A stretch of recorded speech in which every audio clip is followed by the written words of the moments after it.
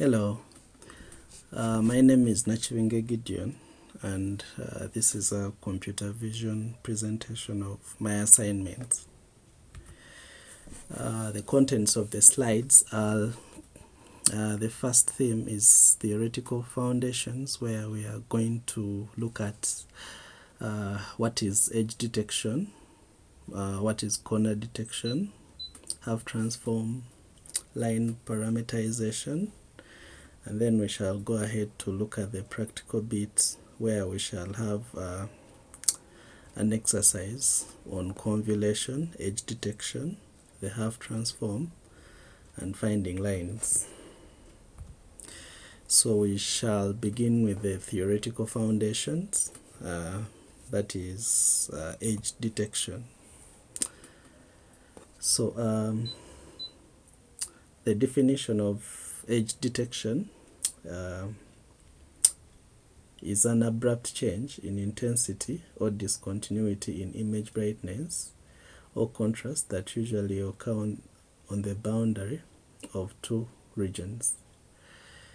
For example, if we go on a grayscale or in grayscale images, it applies to the intensity of brightness of the pixels. For the colored images, it can refer to sharp variations of color. An edge can be distinguished from noise by possessing long-range structure. These changes often correspond to the presence of object boundaries, texture boundaries, or surface markings. Edges are significant local changes in the image and are important features in analyzing images.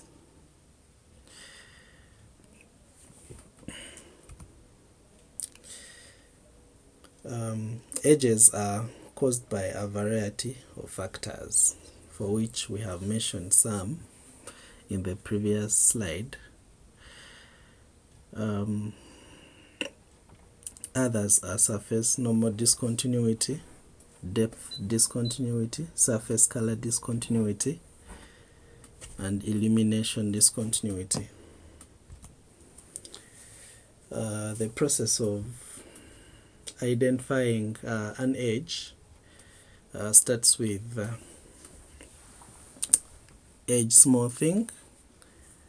It goes to enhancement, detection, and localization. What we mean by image smoothing, this first step involves filtering the image for noise reduction and improving the performance of the edge detector. Then enhancement is a technique that is mainly concerned with improving the quality of the digital image. The principal objective of enhancement techniques is to produce an image which is better and more suitable than the original image for a specific application. That is where this image is going to be used. The third step is detection, that is extracting all edge points and determining which edge pixels should be discarded as noise. Normally, thresholding provides this criterion used for detecting edge points. And the last step in identifying an edge in an image is localization, where this step is used to determine the exact location of an edge and estimated with sub-pixel resolution that might be required for some applications.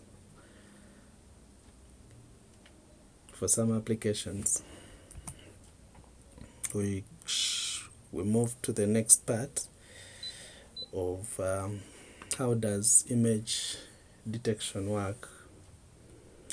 As we all know that image detection is a crucial aspect of computer vision. It involves the identification and localization of images within of objects within images.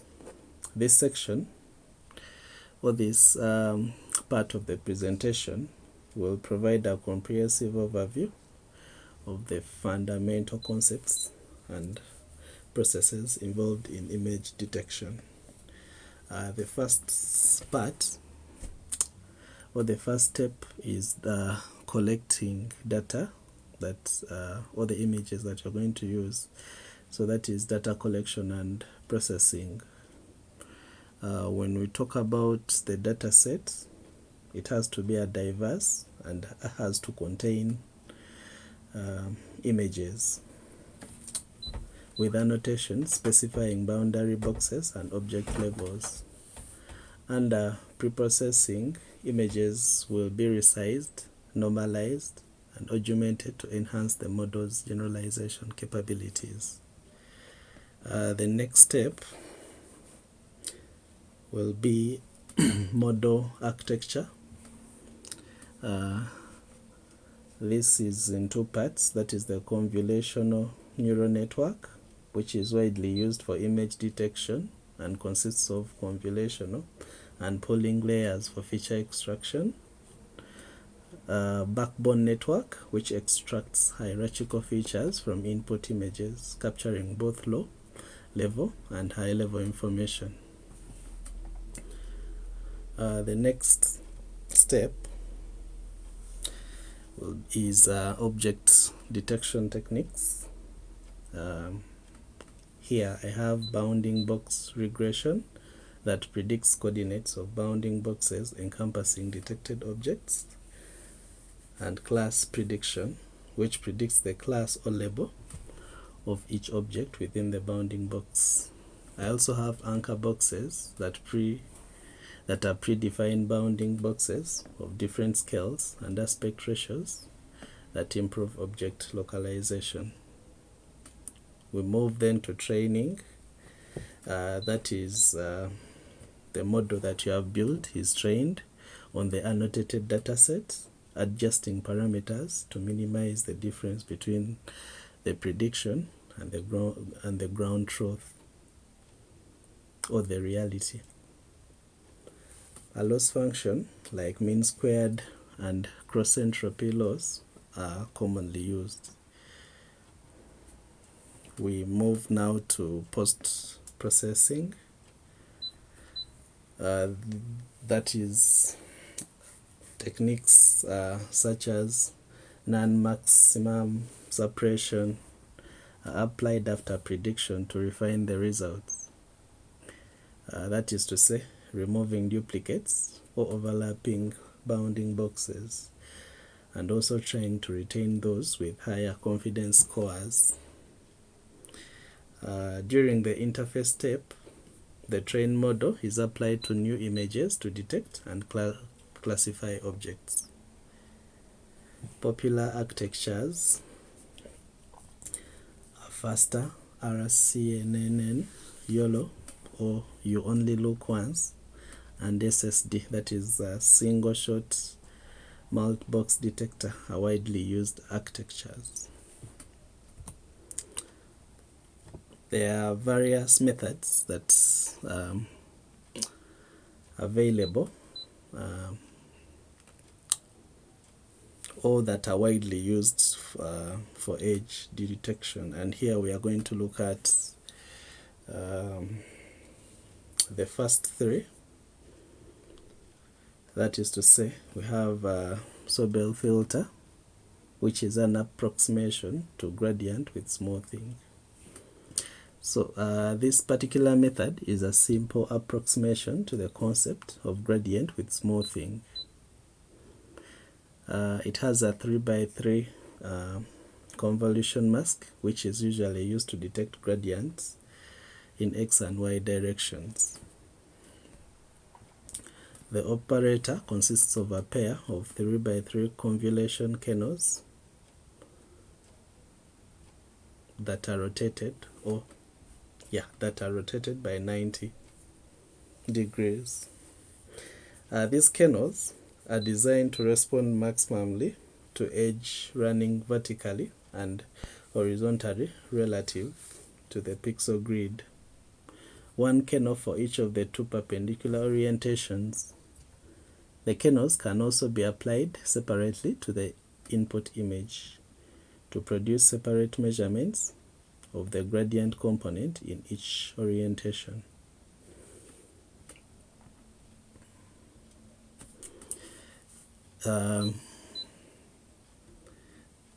The next method is the Purette operator, which is very similar to the Sobel filter. It's also a 3 by 3 total convolution mask that is used to also detect the X and Y direction. It is a fast method for edge detection. The difference with respect to the Sobel is the spectral response. It is only suitable for well-constructed noiseless images.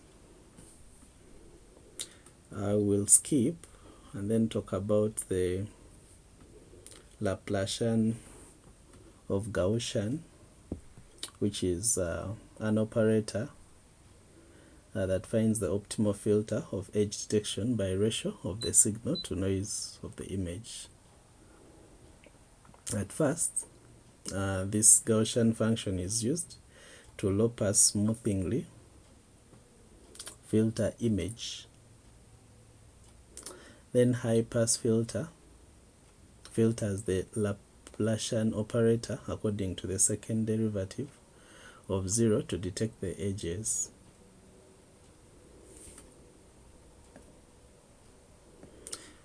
So basically, these are the methods that are used to detect edges. We shall move to corner detection, where we are going to look at what a corner is and what is corner detection. In brief, a corner is a point in the image where the intensity gradient of the image changes abruptly in more than one direction. These points are often associated with the intersection of edges or contours in the image. We can also define corner detection as an approach used within computer vision systems to extract certain kinds of features and infer the contents of an image. Corner detection is frequently used in motion detection, image registration, video tracking, and panorama stitching, among others.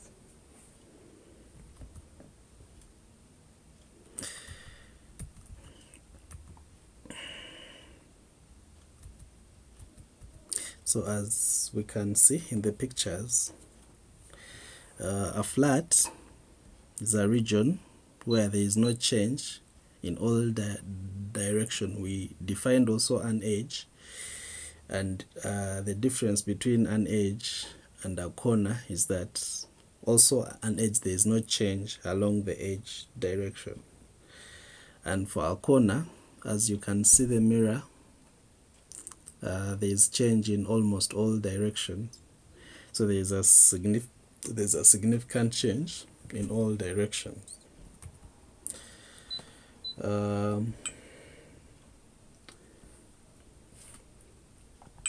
We have the next slide is talking about how a corner is detected in an image, and the process or the steps start with the gradient computation. So one has to compute the gradient of the image using techniques like Sobel to find the rate of change of intensity in both the horizontal and the vertical directions. After that, you move on to structured tensor calculations, where you construct a tensor, typically a 2 by 2 matrix, at each pixel, incorporating information about the local intensity variations that you got. The next part is smoothing, that is, you apply a filter in most cases the Gaussian filter or any other smoothing techniques to structure tensor to reduce noise and focus on relevant features. We go to corner response function, that is you compute a corner response function using the eigenvalues of the smooth structure tensor. The response function reflects the likelihood of a point being a corner. You adjust the constant k based on the algorithm used. Then you move on to apply non-maximum suppression to select local maxima in the corner response function. And actually this step ensures that only the most prominent corners are retained. The sixth step is thresholding, that is you introduce a threshold filter to filter out weak corners, removing significant responses. Then you try to optimally refine the corner location by subpixel accuracy using methods such as Taylor expansion or iterative optimization. And then at last you go to the output, that is the result, for which the result is a set of corner points that represent distinctive features in the image. Basically, that is a summary of how a corner is detected in an image. We have different approaches that are used to detect corners. We have Harris corner detection, that is majorly used. We have Shy-Thomas corner detection, and then other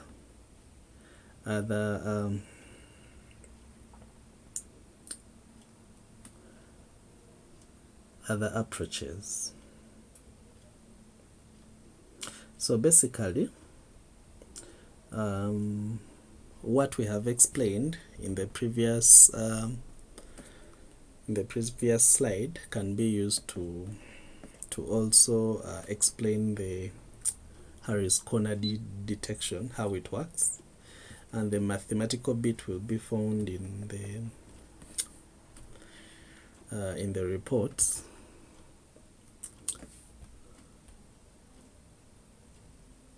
In the report plus the illustrations. So we shall now go to the Shy-Thomas corner detection, which is an algorithm employed for identifying corners or interest points in images. This type of algorithm represents an enhancement over the Harris corner detector, offering improved corner selection criteria.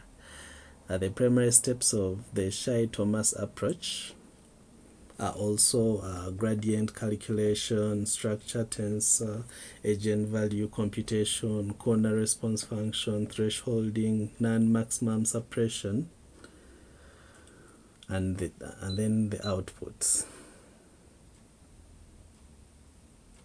As I said, this Shy-Thomas corner detection offers a more robust criterion for corner selection compared to the original Harris corner detector. This particular one finds widespread use in computer vision applications for effective feature detection. It shows actually better results than the Harris corner detector, and it uses the function CV2 good features to track, that is to find any strongest corners in an image. As I said, there are various other approaches that we can use, that is features from accelerated segment tests, that is also another approach. We can use binary robust independent elementary features, that is also one among others that we can search.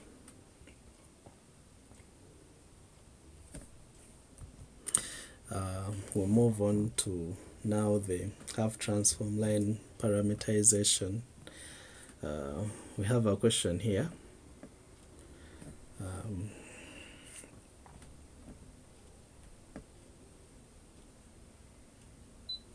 We have a question for point 10 and point 20 and points 30 in the image.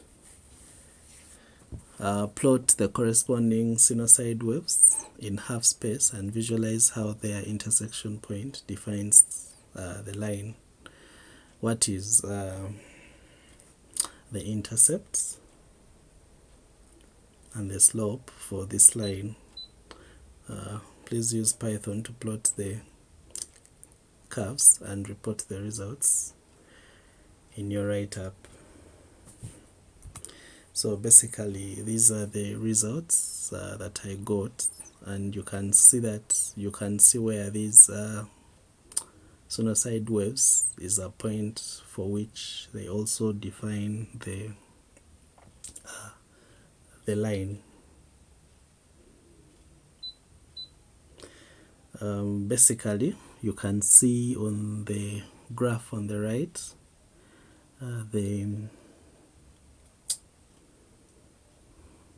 the intercept of the line and the slope that is given by the equation of the line on the right. We go to the practical bit of it, where we have some questions. The first question is as required to write a function that convolves an image with a given convolution filter, image 1, which is equal to my image filter that has the image and h as input. The function takes a grayscale image, that is image 0, and a convolution filter stored in matrix H. The output of the function should be an image 1 of the same size as image 0, which results from convolving image 0 with H. So my image that I used can be seen down here. That is the original image, and my filter is in the report. So according to the nature of the filter, after convolving my image with the filter H, this is the resultant image for this particular question. Question 2 requested us to write a function that find edge intensity and orientation in an image. That is, it has to display the output of your function for one of the given images in the handout. That is to say, image 1, that is my filter, takes on image 0 and the sigma. The function will input a grayscale image 0 and scalar sigma. Sigma is the standard deviation of the Gaussian smoothing kernel to be used before edge detection. The function will output image 1, the edge magnitude image.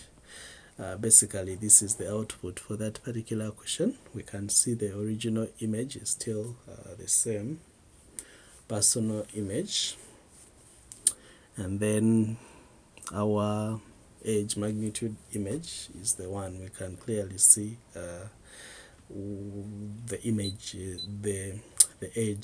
the edges of this image being traced out. The third question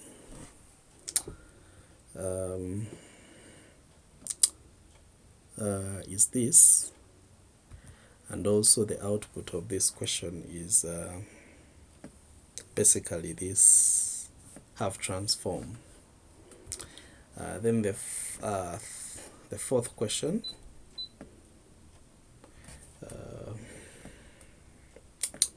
is also requesting us to write a function that uses the Hough transform output to detect lines rho and theta, which is equal to my half lines image half n lines, where image Hough is the Hough transform accumulator, and n lines is the number of lines to return.